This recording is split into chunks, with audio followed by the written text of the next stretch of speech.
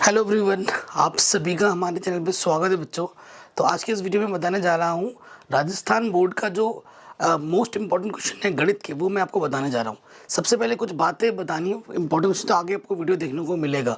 बेटा जोर शोर से पढ़ाई करो, जितना हो सके उतना ज़्यादा प्रैक्टिस करो, रिवीजन करो, ठीक है। जितना रिवीजन करोगे उतना आपका कॉन्फिडेंस बढ़ेगा, आपकी जो क्वेश्चन करने की स्पीड है वो भी बढ़ेगी। तो रिवीजन बहुत ज़्यादा ज़रूरी है। ये मत सोचो कि मैंने ये क्वेश्चन एक बार कर लिया तो दोबारा नहीं करूँगा। दोबारा करोगे तो और फ़ायदा होगा, और स्ट्रांग बनोगे और आपकी कैलकुलेशन स्पीड और अच्छी होगी, ठीक है। ये चीज़ है। साथ ही साथ बेटा अगर आपका पैटर्न देखा जाए, पैटर्न में आपके क्या होते हैं, बहुविकल्पी प्रश्न आते हैं, ठीक है। जैसे कि 12 से 15 बहुविकल्पी प्रश्न आएंगे, उसके बाद रिक्त स्थान आएंगे, और उसके बाद आपके सब्जेक्टिव क्वेश्चन आएंगे। अगर आप अभी जो लेटेस्ट सैम्पल पेपर आ रखा है आपका 2023 का, उसको मैंने पूरा सॉल्व करा है। 2022 का भी मैंने सॉल्व करा रखा है। उन सब की लिंक्स मिल जाएगी आपको, डिस्क्रिप्शन में डाल दूंगा, ठीक है। या फिर आप सर्च करके भी आपको मिल सकता है। रही बात आपकी ऑब्जेक्टिव क्वेश्चंस की, चैप्टर वाइज मैंने ऑलरेडी करा रखे हैं। हर चैप्टर के इंपॉर्टेंट ऑब्जेक्टिव क्वेश्चन करा रखे हैं, ठीक है। और रिक्त स्थान की मैं बात करूँ ना, रिक्त स्थान से आपको डरना नहीं है और ऑब्जेक्टिव क्वेश्चन से भी नहीं डरना है। अगर आपको सारा चैप्टर आपने ढंग से पढ़ा है ना, तो क्वेश्चन बेसिक लेवल का जो नॉलेज होता है ना इंट्रोडक्शन पार्ट में, वही पूछ रहा है, ठीक है। तो उसको लेकर डरो मत, वो हो ही जाता है आराम। एकदम सिंपल क्वेश्चन पूछते हैं, आप खुद देखो। एंड सब्जेक्टिव क्वेश्चन भी ज़्यादा टफ नहीं है। जो आपको क्वेश्चन बहुत ज़्यादा टफ लगता है वो कभी आते ही नहीं। सिंपल क्वेश्चन पूछे जा रहे हैं, ठीक है। माध्य का बहुलक पे ज़्यादा क्वेश्चन आते हैं। जो 14वां चैप्टर है, 15वां चैप्टर है, उस पर क्वेश्चन ज़्यादा पूछे जा रहे हैं, उनको ज़्यादा करना है हमें, ठीक है। और बाकी सभी चैप्टर को तो पढ़ना ही है। सब्जेक्टिव क्वेश्चन एनसीईआरटी पे ज़्यादा फोकस करनी है हमें, ठीक है। एनसीईआरटी जरूर करना, अभी उसके इंपॉर्टेंट क्वेश्चन में बताऊंगा। साथ ही साथ विगत 5 वर्षों के क्वेश्चन पेपर जो है बेटा, उनको जरूर कर लेना। आपको कोई माइकल 100 नंबर लाने से रोक नहीं सकता। चलिए वीडियो को आगे बढ़ते इंपॉर्टेंट क्वेश्चंस को देखते हैं।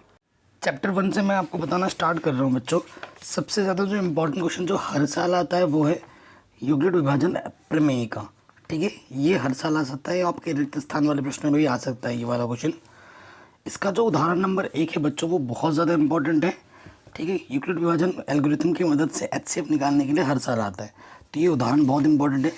उसके बाद ये जो प्रश्नावली 1.1 है, इसका जो क्वेश्चन नंबर 1, ठीक है, क्वेश्चन नंबर 3, ये मोस्ट इम्पॉर्टेंट है, इनको ज़रूर करना है। फिर आप आ जाइए उदाहरण नंबर 5, ये इम्पॉर्टेंट है, ठीक है। उदाहरण नंबर 7, 8, ये इम्पॉर्टेंट है। उसके बाद क्वेश्चन नंबर 4 यहाँ से, और यहाँ से क्वेश्चन नंबर 7 और 6, ये इम्पॉर्टेंट है। फिर आ जाओ 1.3 हर साल आता है सिद्ध करने के लिए अपरिमेय संख्या पहला, दूसरा और ये तीसरे का दूसरा पार्ट, मोस्ट इम्पॉर्टेंट है, ठीक।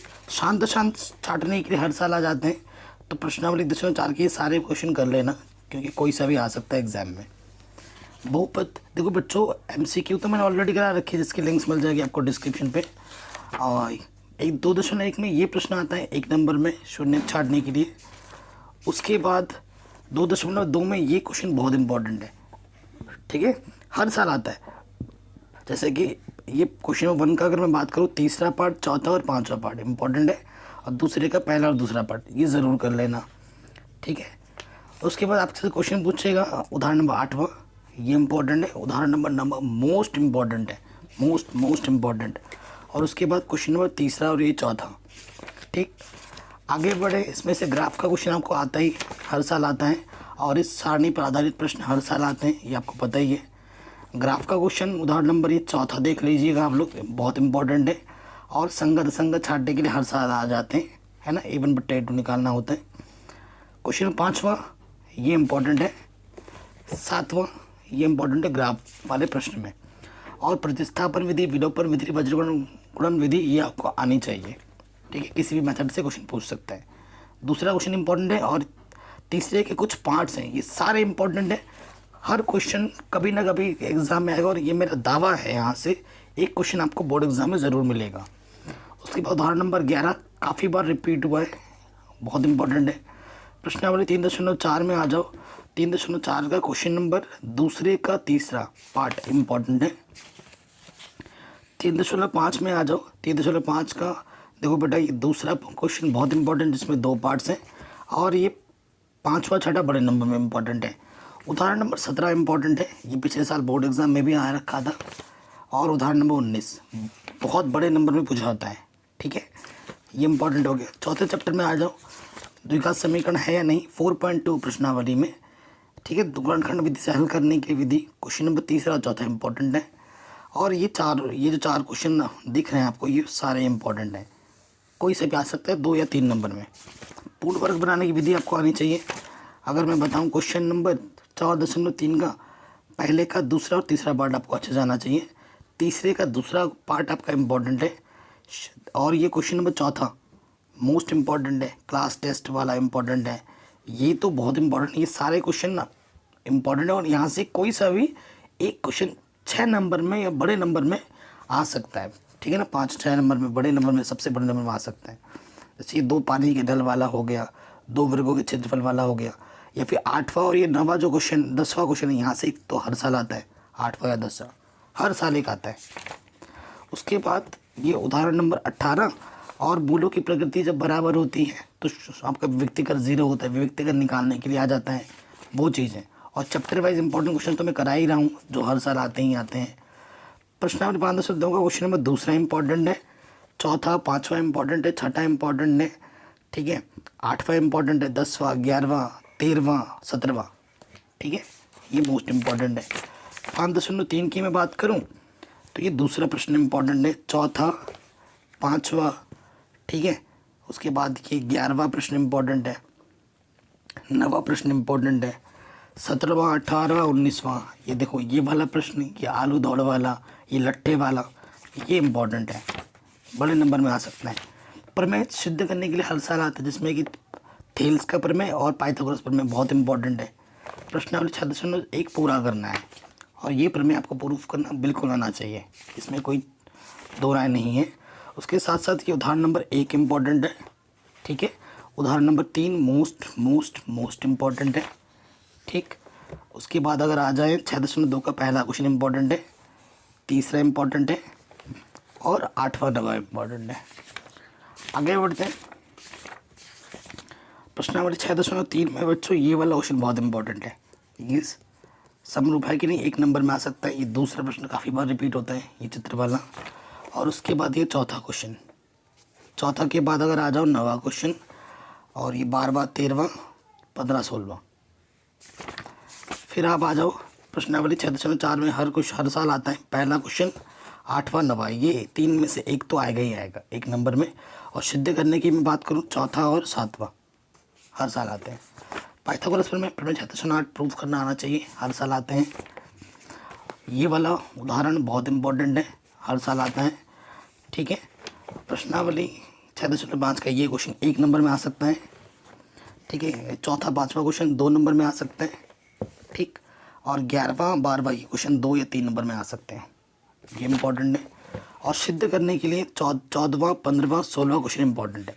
14 और 15 में से तो एक आएगा ही आएगा बड़े नंबर में, गारंटी के साथ। 17वां क्वेश्चन 1 नंबर में आ सकता है। फिर आ जाइए नेक्स्ट, ठीक है। बेसिक चीज़ तो पता ही होनी चाहिए कि भैया भुज क्या होता है, कोटि क्या होता है, केंद्र क्या होता है ना, ये सब।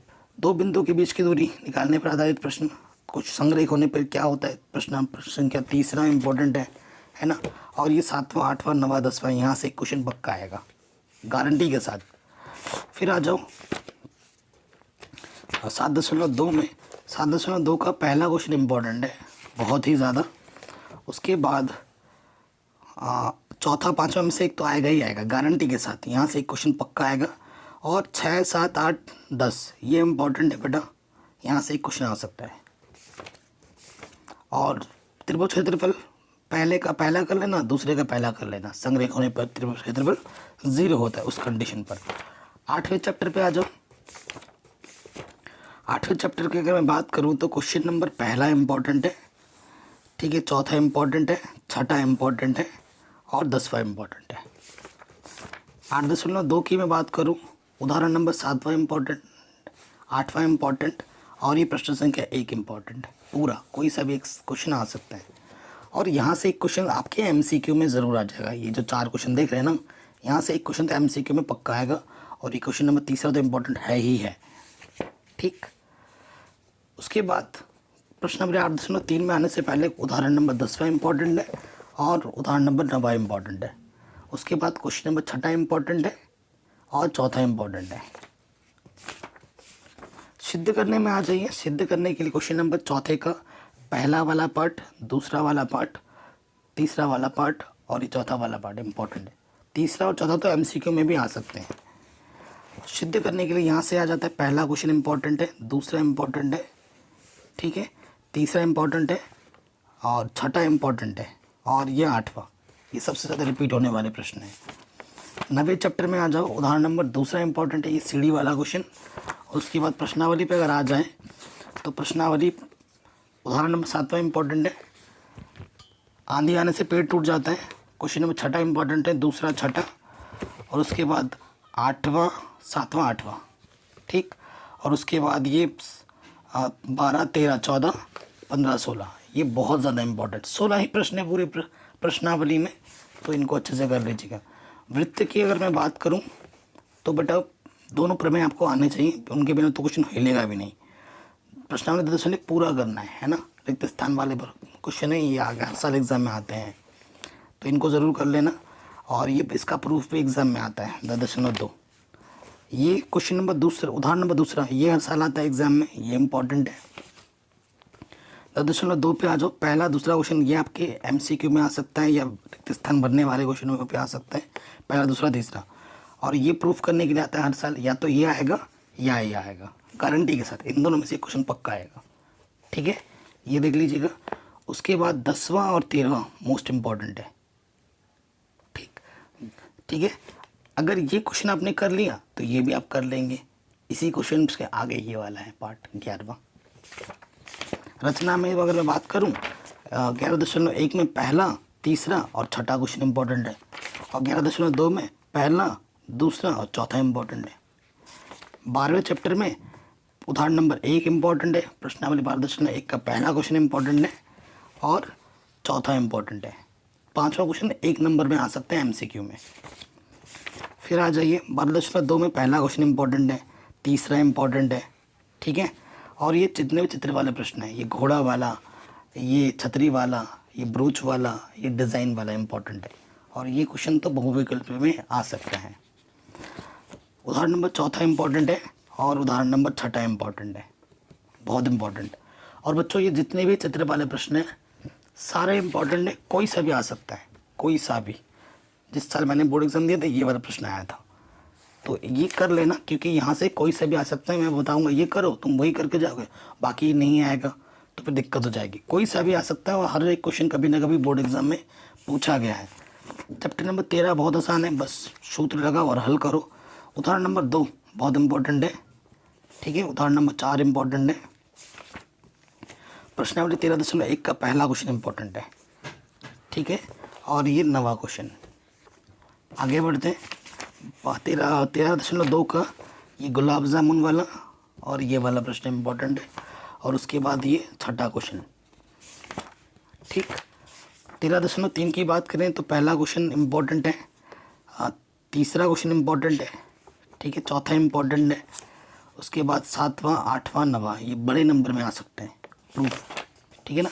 छिन्नक के क्वेश्चन पे आ जाए। छिन्नक में पहला दूसरा इंपॉर्टेंट है और 5वां क्वेश्चन इंपॉर्टेंट है, 5वां बड़े नंबर में आ सकता है। 14वां चैप्टर से बहुत ज़्यादा क्वेश्चन रिपीट आता है, रिपीट माध्य आ जाता है, माध्य का निकालने के लिए आता है, बहुलक निकालने के लिए आता है, तो ज़्यादा रिपीट क्वेश्चन होते हैं, है ना। तो सारे विधि आपको मालूम होने चाहिए। 14.1 का पहला क्वेश्चन, तीसरा क्वेश्चन और 5वां क्वेश्चन ये कर लेना। बहुलक का पहला उदाहरण नंबर 5वां कर लेना, मैं हर वीडियो में बोलता हूँ।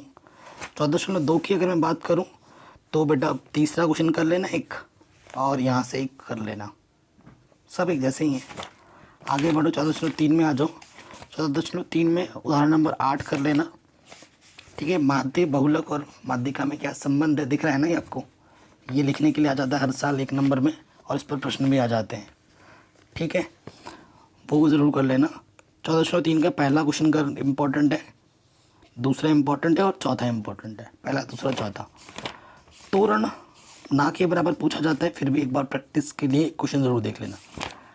प्रायिकता बहुत आसान चैप्टर है, ठीक है ना।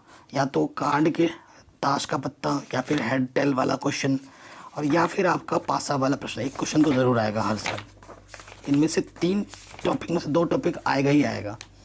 15.1 का पहला क्वेश्चन ये रिक्त स्थान वाला प्रश्न इम्पॉर्टेंट है, ठीक है। चौथा इम्पॉर्टेंट है, 5वां इम्पॉर्टेंट है, तो उसके बाद ये 8वां इम्पॉर्टेंट है, ठीक है। 9वां इम्पॉर्टेंट है, 13वां 14वां इम्पॉर्टेंट, 15वां इम्पॉर्टेंट, 16वां इम्पॉर्टेंट, 17वां इम्पॉर्टेंट, ये सब पूछे गए हैं बोर्ड एग्ज़ाम में, ठीक है। और उसके बाद आगे आ जाओ, और ऐच्छिक प्रश्नावली में तीसरा चौथा क्वेश्चन भी इम्पोर्टेंट है, 5वां। ये सब कुछ मैंने पढ़ा रखा है, लिंक्स मिल जाएगी आपको डिस्क्रिप्शन पे। तो आशा करता हूँ बच्चों ये वीडियो आपको पसंद आई होगी। बेटा चैनल पे बने रहिए, डेली इंपॉर्टेंट क्वेश्चंस आ रहे हैं, ठीक है।